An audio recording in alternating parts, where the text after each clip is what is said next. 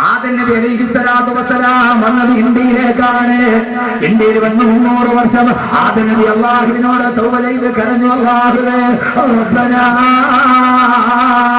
വലന്നാ അൻഫുസനാ വഇല്ലം തഗ്ഫിർ ലനാ വതർഹംനാ ലനകൂനന്ന മിനൽ ഖാസിരീൻ.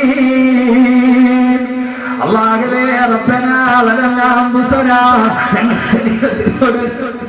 ഞങ്ങൾ തെറ്റുകൾ ചെയ്തു അല്ലാഹുവേ, വഇല്ലം തഗ്ഫിർ ലനാ, നീ ഞങ്ങൾക്ക് പുറത്തു തന്നില്ലെങ്കിൽ, വതർഹംനാ, നീ ഞങ്ങളോട് കരുണ കാണിച്ചില്ലെങ്കിൽ, ലനകൂനന്ന മിനൽ ഖാസിരീൻ, ഞങ്ങൾ പരാജയപ്പെട്ടു പോകും അല്ലാഹുവേ.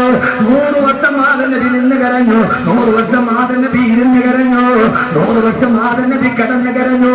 300 വർഷം ആദം നബി കരഞ്ഞപ്പോ ആദം നബിയുടെ കണ്ണുനീരിൽ നിന്ന് 3 വൃക്ഷങ്ങൾ പൊട്ടി വളച്ചു വന്നു.